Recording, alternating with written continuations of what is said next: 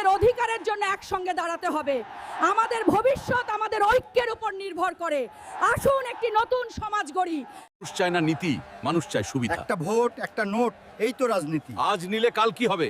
একদিনের লোভে 5 বছরের অন্ধকার কিনছো না তো? আমরা আর বিক্রি হব না, আমরা ভয় পাবো না। ভোট আমার, তোমরা জেগে উঠলে আমি কিছুই না। আবার সেই একই মুখ, আমি হারিনি, আমাকে হারানো হয়েছে। গণতন্ত্র মরে না একদিনে, মরে ধীরে ধীরে।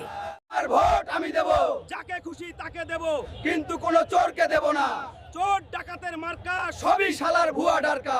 এবারে নির্বাচন কি ফেয়ার হবে আশা করা যায়? আরে ভাই বলেন না তো, এবারের নির্বাচন আরো চুরি ডাকাতি বেশি হচ্ছে। দেশ বদলায় নেতা দিয়ে না, দেশ বদলায় নাগরিক দিয়ে।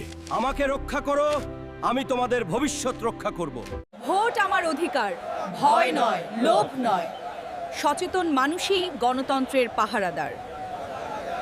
ভোট কোনো পণ্য নয়, গণতন্ত্র কোনো নাটক নয়।